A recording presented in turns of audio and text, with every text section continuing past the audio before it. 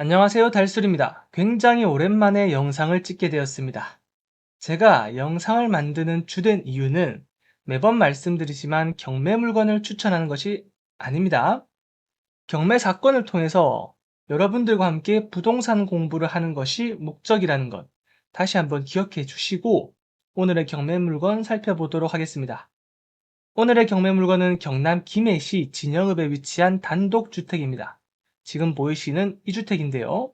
이 주택을 보면서 우리가 무엇을 봐야 하는지 간단하게 살펴보겠습니다. 먼저 주변을 둘러보시면 이런 주택들이 보입니다. 이 주택도 있고 이런 주택도 있습니다.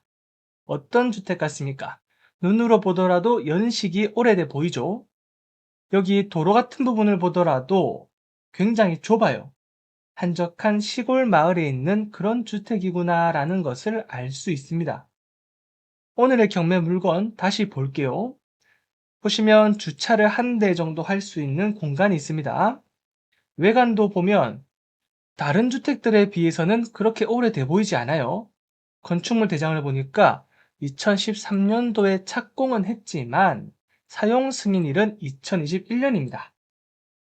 로드뷰를 보니까 이 사용 승인일 이전에도 건축물은 계속 존재하고 있었기 때문에 준공을 늦게 받았다. 이렇게 보면 될 것 같고 실제로는 10년 조금 넘은 건물입니다. 들어가는 길을 보시면 이쁜 돌담길을 만들어 놓았고요. 벽에는 해피하우스라는 문구도 새겨 놓았네요. 그리고 쭉 들어가면 데크가 있습니다. 안쪽에는 잘 보이지는 않지만 이 공간이 마당입니다. 마당에 딸린 주택이에요. 그리고 이 마당을 보시면 사진상으로는 잔디가 무성하게 많이 자라 있어서 관리가 안 된 듯 보이고요. 마당의 면적은 제법 큽니다. 그리고 이쪽 방향이 남향이라서 해광이 좋아 보이고 그 방향으로 집이 바라보고 있습니다. 다음으로 경매 나온 토지는 총 두 필지입니다. 첫 번째 필지는 여기 보이시는 이 부분이거든요. 작은 면적이에요. 근데 도로랑 맞닿아 있는 것 같죠? 현황 도로 부분이라고 되어 있는데 사진을 보시면 바로 이 부분입니다. 바로 여기거든요. 실질적으로 도로로 이용 중이다 라고 보면 되고 두 번째 필지는 그 아래 보이는 이 면적 전부입니다. 총 475제곱미터로 약 150평 정도 되는 크기거든요. 근데 보시면 아랫부분에 타인 점유 부분이 약 10평 정도 있는 것을 볼 수 있습니다. 그리고 위성 지도를 한번 보게 되면 이 아래 부분에 주택이 조금 점유를 하고 있는 것 같죠? 이게 예전에는 네 땅, 내 땅 정확히 구분하지 않고 좋은 게 좋은 거라고 그냥 사용했겠지만 정확히 본인 소유의 땅을 구분하고자 한다면 차후에 정확한 측량을 다시 할 필요가 있다라는 점 정도만 참고하시기 바랍니다. 그리고 그 다음에 중요한 것은 뭘까요? 바로 이 주택에 사람이 거주하는지 유무입니다. 경매지를 보겠습니다. 임차인이 있습니다. 근데 선순위 임차인입니다. 전세보증금은 알 수가 없어요. 미상입니다. 이런 부분이 경매에서는 정말 중요합니다. 배당 요구가 없기 때문에 진행 중인 이 경매 사건으로는 배당받을 수가 없습니다. 보증금 전액을 낙찰자가 인수해야 된다는 소리거든요. 근데 보증금 모르죠. 그래서 보증금을 확인하는 것이 키포인트입니다. 임차인의 내용은 이것만 봐서는 알지 못할 것 같아서 다른 서류들을 조금 더 살펴볼게요. 경매에서 가장 중요한 서류는 매각물건 명세서입니다. 그 서류를 보시면 비고란에 이런 문구가 있습니다. 김땡땡 임차인이에요. 이 임차인에 대한 이웃 주민에 의하면 소유자의 장모로 알고 있다고 한다라는 진술을 했네요. 이 말이 사실이라면 가족인데 과연 임대차 보증금을 실제로 계약서를 작성해서 주고받았을까 하는 생각을 하는 겁니다. 돈이 오갔을 확률은 낮아 보입니다. 따라서 선순이지만 인수할 보증금이 없다고 생각할 수 있습니다. 그렇지만 무조건 믿어서도 안 됩니다. 단지 진술일 뿐이잖아요.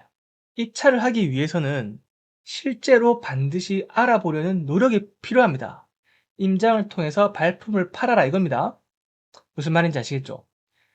그리고 그 다음으로는 등기부 등본을 보겠습니다. 등기부 등본을 보시면 2021년도에 설정된 근저당권이 말소 기준 권리가 되고 그 이후의 모든 권리들은 소멸되기 때문에 권리상 하자가 없는 물건입니다. 다만 조금 보자면 경매가 진행된 이후에 소유권 이전이 한번 이루어졌어요. 경매 개시가 23년 9월인데 23년 7월쯤에 상속이 이루어졌습니다. 상속을 통해서 자녀와 아내에게 소유권이 이전된 경우입니다. 여기 보이시는 가압류 두 개 있죠? 이 가압류들도 자연스럽게 이 자녀와 아내분에게 상속이 되었거든요. 이 자녀 중에 나이가 어린 자녀가 있었는데 한 10살 정도 되더라고요. 이런 것들을 봤을 때 뭔가 안타까운 사연이 있어 보이는 느낌이 들긴 들어요. 자세히 설명하진 않겠지만 단순히 경매 사건을 통해서 입찰의 유무를 판단하는 것도 좋지만 전체적인 스토리, 제가 항상 강조하는 부분이 스토리거든요. 스토리, 그리고 권리 관계가 발생하게 된 원인, 과정, 이런 것들을 같이 보다 보면 조금 더 깊이 있는 부동산 공부를 할 수가 있습니다. 저는 여러분들과 그런 것을 하고 싶은 거고요. 자, 여기까지 살펴보면 권리적인 하자는 없고요. 선순위 임차인은 있지만 가족이기 때문에 보증금이 없을 확률이 높은 물건이다 라는 것까지 확인했습니다. 이제는 금액적인 부분을 살펴보고 마무리 지어 보겠습니다. 감정평가된 금액은 3억 8천만 원이고 토지에 대한 부분이 3억, 건물에 대한 부분이 8천만 원 정도로 평가가 되어 있습니다.